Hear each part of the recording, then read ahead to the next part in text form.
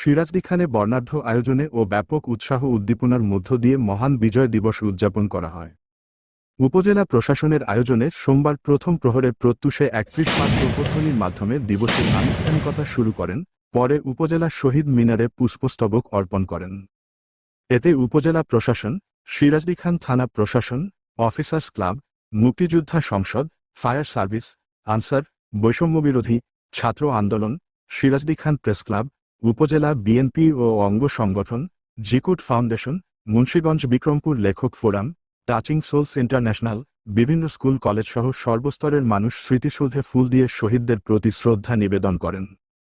পরে জাতীয় পতাকা উত্তোলন, কুচকাওয়াজ ও বিভিন্ন শিক্ষা প্রতিষ্ঠানের আলোচনা সভা, মনোজ্ঞ ডিসপ্লে, চিত্রাঙ্কন প্রতিযোগিতা ও প্রামাণ্য চিত্রসহ বিভিন্ন কর্মসূচির মধ্য দিয়ে দিবসটি উদযাপন করেন। এতে উপজেলার মাধ্যমিক ও উচ্চ মাধ্যমিক স্কুলের শিক্ষার্থীরা অংশগ্রহণ করেন। এ সময় উপজেলা প্রশাসনের উদ্যোগে আয়োজিত আলোচনা সভা অনুষ্ঠিত হয়। উপজেলা নির্বাহীর কর্মকর্তা শাহিনা আক্তারের সভাপতিত্বে অনুষ্ঠানে উপস্থিত ছিলেন সিরাজদি খান উপজেলা সহকারী কমিশনার ভূমি মোহাম্মদ সাইফুল ইসলাম, অতিরিক্ত পুলিশ সুপার আনম ইমরান খান, সিরাজদি খান থানার ওসি ভারপ্রাপ্ত কর্মকর্তা খন্দকার হাফিজুর রহমান, উপজেলা পরিবার পরিকল্পনা স্বাস্থ্য কর্মকর্তা ডাক্তার জামশেদ ফরিদি, উপজেলা কৃষি কর্মকর্তা আবু সাইদ শুভ,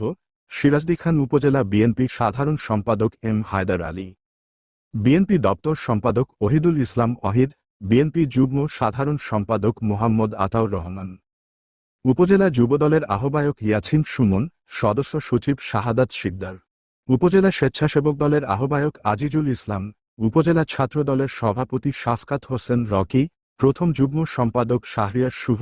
উপজেলা কৃষক দলের সভাপতি হাফেজ আলমগীর, মুন্সিগঞ্জ জেলা স্বেচ্ছাসেবক দলের সাধারণ সম্পাদক সিদ্দিক মোল্লা, ইছাপুরা ইউনিয়ন বিএনপি সভাপতি নাজমুল হোসেন, সিরাজদিখা প্রেস ক্লাব সাবেক সভাপতি কাজী নজরুল ইসলাম বাবুল, দপ্তর সম্পাদক আরিফুর রহমান, বৈষম্যবিরোধী আন্দোলনের ছাত্র সমন্বয়ক রাতুল হাসান শান্ত, জাকারিয়াসহ বিভিন্ন অঙ্গ সংগঠনের নেতৃবৃন্দ উপস্থিত ছিলেন। শেষে জাতির বীর সন্তানদের প্রতি শহীদ মিনারে পুষ্পস্তবক অর্পণ এবং শ্রদ্ধাভরে স্মরণ করেন।